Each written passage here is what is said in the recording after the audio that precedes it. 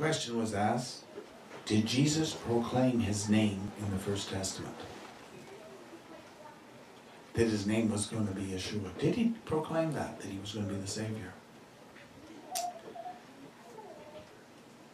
The key to understanding this comes from understanding that Jesus is a Greek name that means healing Savior.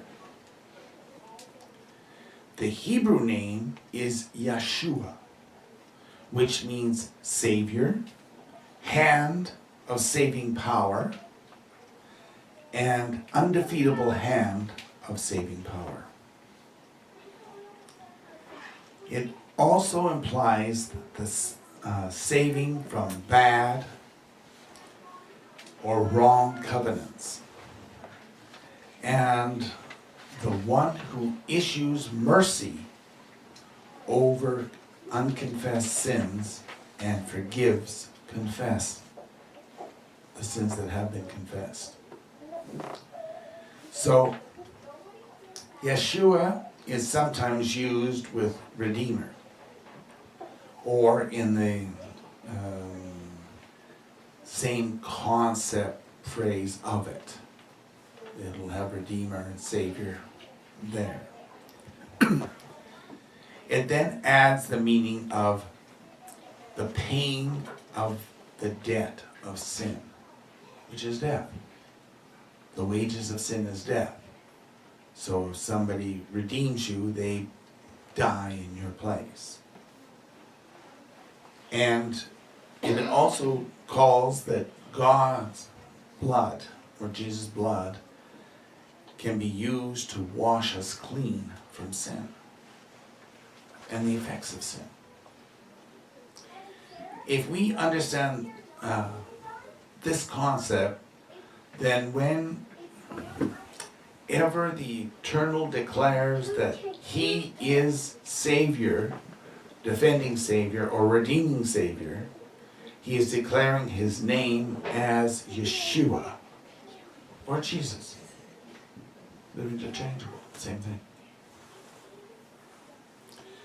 Now let's look at Isaiah 43, verses 10 to 13. For we see Yeshua, the Eternal, define himself. God always names and calls himself and his creation as to their purpose and function. He doesn't make up names that are sporadic and irrational and devious in nature. He calls things what they are.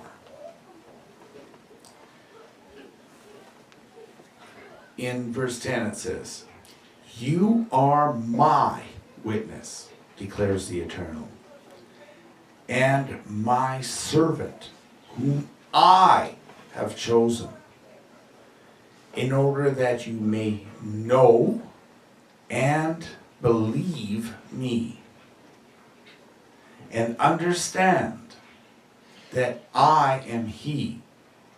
Before me there was no God formed, and there will be none after me."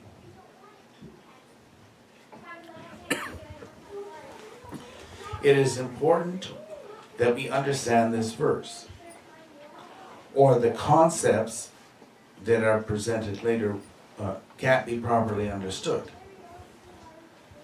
First, Jesus identifies us in relationship to himself. You are my witness of working clay is basically what he's calling, the way it's worded. You are my witness of working clay. You are my servant, or ones called under covenant to obey me. Called under covenant to obey me. Very important. And you are my chosen ones to be made like me. That's why it's called working clay, not brittle clay. Everyone must accept me to be part of Yeshua's purpose. No one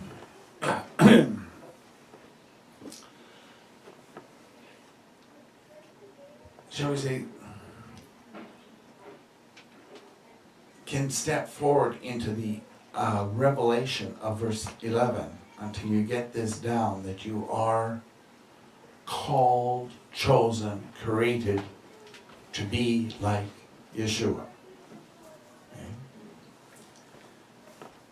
And verse 11 says, I, even I, am the eternal. And there is no Savior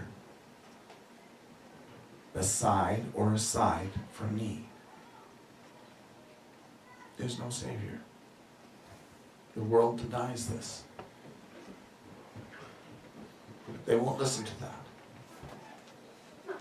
But he called himself the Savior. Yeshua. There is no Yeshua but me, is what he's saying. He gave his name. He gave his purpose. From this key verse we get, 1, Yeshua is the eternal. 2, the eternal is Jesus, Yeshua, the only true Savior. And it's First Testament. Okay. 3, Jesus is the spokesman God, the creator God, the lawgiver God of the First and Second Testament. 4, the Messiah is Yeshua, the eternal, who is Jesus.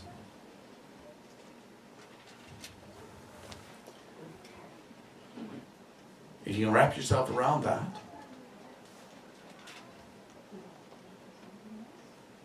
you can go on. Verse 12. It is I who have declared and saved and proclaimed. There was no strange pretend God among you. So you are my witnesses, declares the Eternal, and I am God.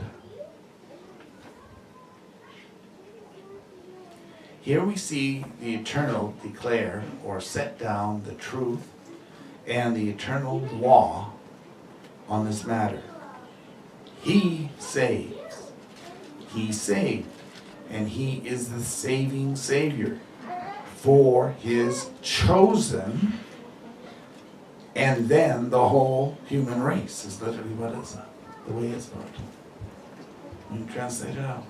To proclaim means to speak prophecy, law and judgment as final and unchangeable. So this concept is reaffirmed in verse 13, which says, even from eternity, I am He, the Savior. Before anything was created, I knew I would be the Savior. I know who I am. It's for you to find out who I am. See? I know who I am. And there is none who can deliver out of my hand. When I act, who can reverse it? Or, the way the New King James verse states, the beginning of this, it says, indeed, before the day was, I am He. Before time was created, I am He, the Savior, the Creator. This verse is telling us that even before time was created, He, the Eternal, was named Savior, Messiah, Redeemer. Whoever He claims in His hand cannot be contaminated, stolen, or resold. There it is. Many people refuse to believe Jesus when he said in John 8:58, and Jesus, Yeshua, said to them, "Most assuredly I say to you, before Abraham was, I am." And they were going to stone him for that. Because what did he just say? He said he was even the Savior of Abraham before, and that he existed before Abraham. Okay. Or as the New American Standard Bible states on verse 58, it says, Jesus said to them, "Truly, truly, I say to you, before Abraham was born, I am." They're getting the concept of it, but they won't apply it that he is the God of the First Testament, and that he declared his name in the First Testament to be understood for the Second Testament.